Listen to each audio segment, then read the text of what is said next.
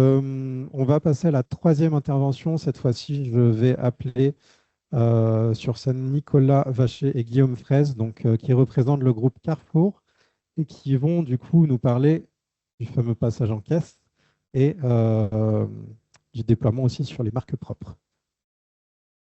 Bonjour à tous. Effectivement, on va vous parler un peu de ce qu'on vit aujourd'hui dans le groupe Carrefour sur ce sujet. Avant tout, je vais répondre à la question. On est déjà prêt à passer le QR code en caisse.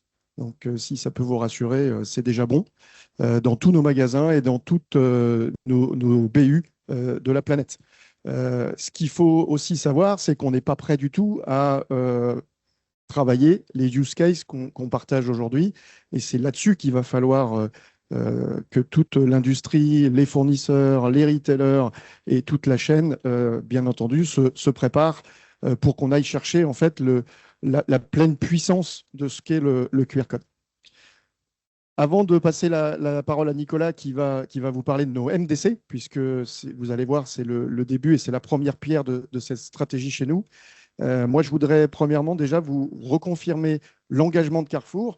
On a été le premier retailer à signer la lettre d'engagement avec GS1 pour la transition du QR code à horizon 2027.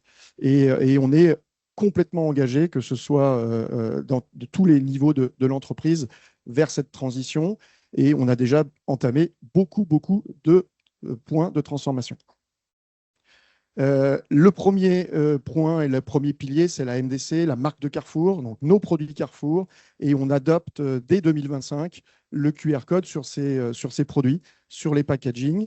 Alors, ce sont des QR codes statiques dans un premier temps. On en a parlé aussi tous ensemble dans l'introduction et au début de cette intervention. Mais rapidement, on souhaite arriver sur du QR code dynamique qui va nous permettre, qui va ouvrir, bien entendu, le champ à tous les cas d'usage intéressants pour la filière.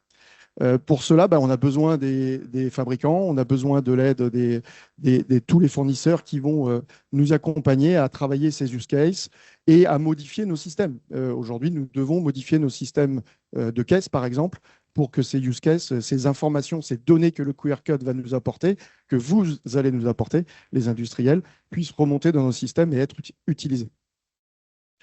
Donc aujourd'hui, comme je vous l'ai dit, on va adopter le QR code sur les produits de Carrefour dès 2025, donc demain. Et ça va leur donner une nouvelle dimension, nous apporter plus d'informations. Et puis, je vais laisser Nicolas en parler plus en détail, puisqu'il a même des exemples à vous expliquer. Bonjour à tous. Alors effectivement, je voulais faire un bref retour sur l'historique des codes 2D en général, pas forcément le QR code GS1, mais les codes 2D chez Carrefour.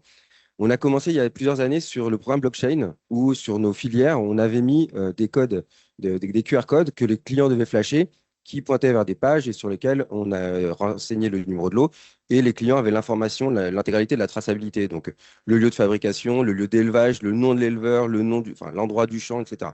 Il y avait plein de choses qui avaient été testées sur cet aspect-là. Ensuite, on a fait, comme beaucoup de marques, on a fait de temps en temps des jeux avec des QR codes. Donc ça, c'est des choses qu'on retrouve quand même fréquemment sur nos produits qu'on a dans nos magasins. On a fait récemment le changement réglementaire du vin, où là, on a plutôt testé des choses plutôt QR code GS1 compatible avec effectivement la norme. Et dernièrement, on s'est aussi un peu cassé les dents sur Origine Info, avec les mentions et les informations d'origine de nos produits et de nos matières premières principales que l'on a souhaité dématérialiser. On aura nos premiers produits qui vont arriver là, courant janvier, en magasin. J'ai oublié le produit qui était avec le QR code Origine Info, mais on l'a testé. Donc, on a testé différents codes 2D. Globalement, d'un point de vue purement packaging, impression, renseignement de l'information, du lien, etc., ce n'est pas quelque chose de compliqué, effectivement, de rajouter un QR code sur le packaging. Des fois, il y a des petits problèmes de place, mais on va le faire. Donc, dans les années à venir, là, dans les 2-3 ans à venir, à chaque fois qu'on aura des rénovations de nos produits, on va insérer des QR codes en parallèle, dans un premier temps, du code barre, puisque, effectivement, il faut qu'on puisse laisser autant de tous nos magasins, que la data arrive bien jusqu'à nos caisses et que tout passe correctement en caisse. On est aussi multinational, donc on a aussi l'Espagne, l'Italie, la Pologne, la Roumanie et la Belgique, notamment sur l'Europe. Donc on a aussi des franchisés chez ces petits, dans certains de ces pays qui sont peut-être petits. Donc on a tout ça à mettre en place. Donc on va prendre le temps de le faire et donc on va avoir les deux systèmes qui vont être d'abord coexistants, puis après disparaître au moment où on sera vraiment prêt. Mais effectivement, notre rêve, notre Graal, c'est bien de travailler le QR code dynamique derrière pour tous les enjeux de sécurité alimentaire, de traçabilité, d'état de stock. Enfin, les use cases, on en parle et il y en a un nombre incalculable. Et moi, j'ai aussi un aspect qui a été abordé par Émilie et par Hidalgo, c'était le sujet des informations réglementaires. Aujourd'hui, et pour tous ceux qui sont présents dans différents pays, on voit, alors qu'on a une réglementation européenne, comment dire, des localismes législatifs qui s'accentuent avec notamment, par exemple, tout ce qui est tri, avec une Espagne qui a des systèmes différents de la France, qui a des systèmes différents de la Belgique, qui a des, etc., etc., etc. Et aujourd'hui, on doit tout mettre sur des étiquettes. Alors là, SAFA, c'est un gros pack, très facile. Mais quand on a une petite boîte de conserve avec une petite étiquette papier, mais qui est supposée vivre et aller à la fois en France et en Belgique, eh ben on se casse les dents parce qu'en Belgique, il y a 3 langues qui sont légales. Donc, c'est des vraies problématiques. La réglementation nous a permis une petite entorse sur le vin de dématérialiser un certain nombre d'informations. Heureusement, et tant mieux pour le vin, parce que sinon, vous imaginez bien la tête des étiquettes que l'on aurait sur nos bouteilles de vin en France, ce serait vraiment une catastrophe. Donc, elle nous a permis ça. Moi, je rêve d'avoir un peu plus de latitude sur le reste des produits PGC, autant alimentaires que des pH s'il le faut, pour pouvoir dématérialiser un certain nombre d'informations. Et aussi pour un truc très bête, hein, mais c'est qu'à chaque fois qu'on a une réglementation et qu'on a des packagings qui ne sont plus conformes à la réglementation, alors oui, des fois, on a le droit d'écouler des stocks, mais souvent, on jette. Et on parle du gaspillage alimentaire, mais il y a aussi tout le gaspillage que l'on a au niveau industriel, avec tous les emballages qu'on a dû jeter ces dernières années, avec franchement des réglementations qui n'arrêtent pas. Et là, on a un mur au DPH qui arrive, qui est très, très sympathique sur les deux prochaines années. Donc, c'est tous ces aspects-là que l'on souhaite aussi travailler avec le QR code augmenté. Alors là, très statique, mais évidemment avec une ambition quand même plus élevée sur... Alors, on ne va pas refaire tout de suite la blockchain parce que c'est très compliqué d'avoir des éléments de traçabilité qui remontent jusqu'à la parcelle, jusqu'à cela. Mais évidemment, c'est ça le, entre guillemets, le Graal, à mon sens, d'un point de vue informatique, informatif, pardon, et pour le consommateur, si on était capable de donner toutes ces informations-là, ce serait parfait. Bon, ça, c'est pas pour tout de suite. On a quelque chose, quelques systèmes et quelques informations à mettre en place avant tout ça. Je ne sais pas si on a encore 2 petites minutes, mais ce que je vais faire, c'est juste, je vais en profiter pour faire un petit appel. On a déjà commencé à travailler avec des grands industriels, Nestlé par exemple, qui travaille avec nous sur beaucoup de cas d'usage. On a contacté L'Oréal, on a contacté Bonduelle. Bien entendu, vous êtes tous candidats à venir nous voir et à vouloir, si vous voulez, tester des sujets, des cas d'usage. On en a ciblé à peu près ou listé à peu près une vingtaine pour l'instant. On va en tester 2, 3 dans un premier temps avec Nestlé. Voilà, donc si vous êtes intéressé par nous contacter et venir travailler avec nous des cas d'usage dès maintenant pour préparer l'avenir, on est bien entendu ouvert à vos candidatures. Voilà. Merci beaucoup. Plein de messages essentiels et importants, je pense, qui ont été passés, qui ont répondu à pas mal d'interrogations aussi. Si vous avez le temps, peut-être 5 minutes de questions-réponses, parce que je vois qu'il y a des questions déjà.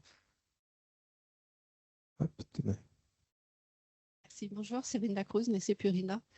Sur l'exemple que vous nous avez montré, donc c'est un QR code pour faire un jeu.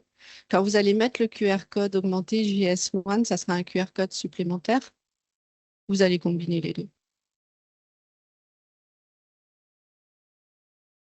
Alors, ce produit, c'était des pâtes pour les JO, donc c'est trop tard.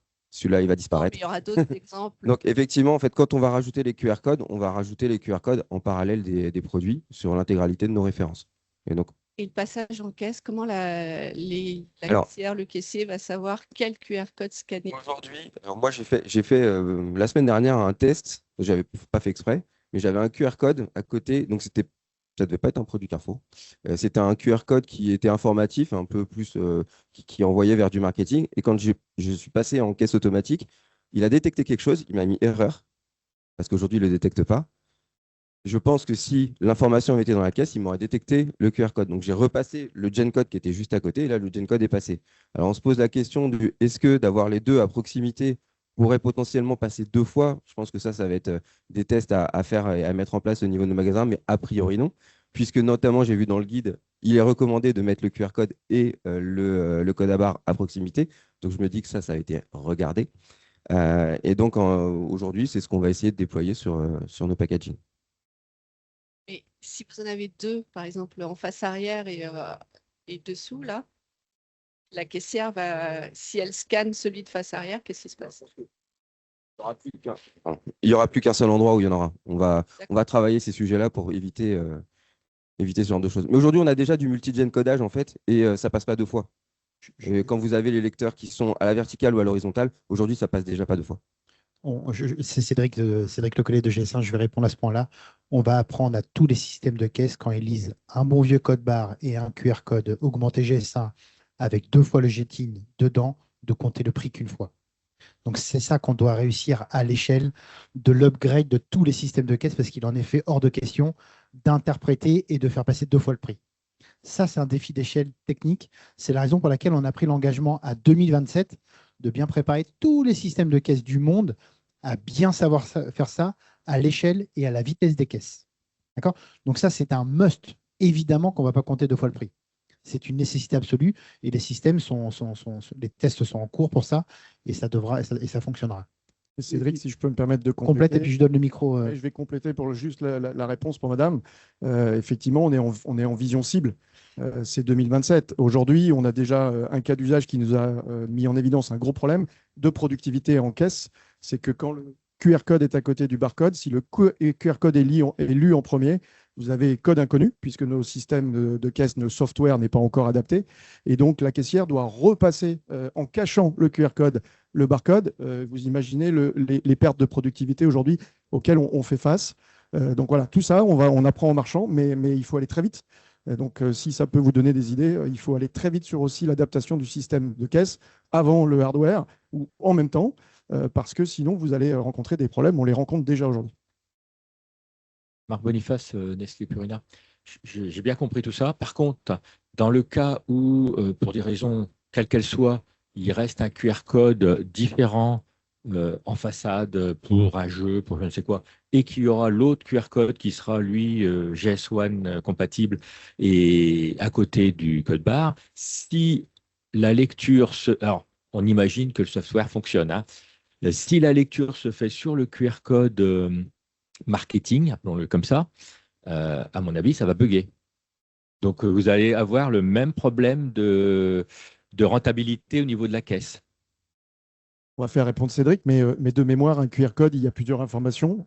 On peut y mettre plusieurs infos et donc on y mettra le GTIN. Et donc, dans le deuxième QR code qui est imprimé en façade, on y mettra aussi le même GTIN, ce qui nous permettra d'avoir sur les 2 QR codes l'appel prix, plus l'info marketing qui sera dans celui qui est en façade et pas celui qui est à côté du barcode. Celui qui est à côté du barcode, généralement, on verra sur de la communication marketing, de l'engagement consommateur, peut-être un peu plus général, puisqu'on y mettra certainement la même URL pour beaucoup de packaging. Par contre, celui-là, celui qui est en façade, c'est pour les JO, c'est pour une activité très, très spécifique. Donc, l'URL sera différent. Par contre, le GTIN, qui est lié au QR code, qui est dans le QR code, devra être le même, bien entendu. Et ça ouvre donc, bien entendu, la réflexion chez l'industriel de toute l'info qu'il faut mettre dans le QR code. Ça veut dire que ce n'est pas un QR code qu'on imprime pour tous les packaging. Il va falloir s'adapter pour que la chaîne de production imprime les numéros de lot, les DLC, et tout ça, bien entendu, devra quasiment être fine-tuné par produit, par chaîne et par numéro par lot. C'est très important tout ça. Je vais tenter une réponse. Prenons l'exemple, Nicolas, tu parlais du vin. Aujourd'hui, le vin, il va y avoir 3 symbologies sur les bouteilles de vin. Il va y avoir le bon vieux code barre pour le passage en caisse. Il y a le QR code nutritionnel qui est imposé par la réglementation, dans lequel on pourra retrouver aussi un GTIN. Et il y a le QR code, Marc, je reprends ton point, le QR code marketing. Ça existe déjà. Regardez certaines bouteilles, il y a 3 symboles. La vision à terme, c'est bien d'avoir un seul QR code qui fait papa-maman, le fameux QR code couteau suisse. Dans la lecture, il faut voir 2 choses. Il y a la capacité à lire et la capacité à interpréter. Ce qu'il ne faut pas, c'est qu'il y ait des bugs en lecture pour ralentir le passage en caisse. On a mis 50 ans à automatiser les passages en caisse. Il est hors de question de réduire ce grand progrès qu'on a fait partout dans le monde à 10 milliards d'occurrences, je rappelle, par jour. Donc, les systèmes de caisse doivent être capables de lire les QR codes. Et à un moment donné, quand il y a une adresse marketing, ils vont la lire, mais ils ne vont pas être capables de l'interpréter. Donc, il faut qu'ils puissent entre guillemets, échapper sans que ça bloque la lecture. Donc, les systèmes de caisse, on doit leur apprendre à lire, à décortiquer et à interpréter ce dont ils ont besoin. Et ce qu'ils ne savent pas interpréter, eh ben, ils s'en foutent. En caisse, on n'a pas besoin d'avoir le lien vers le jeu concours. Donc, c'est bien un enjeu de lecture et d'interprétation. C'est ça l'enjeu des systèmes de caisse qu'il va falloir qu'on essaye de régler à l'échelle. Voilà, j'ai tenté une réponse. D'autres questions? Je distribue le micro. Merci. Est-ce qu'il y aura une dernière question éventuellement, même peut-être en distanciel? Non, pas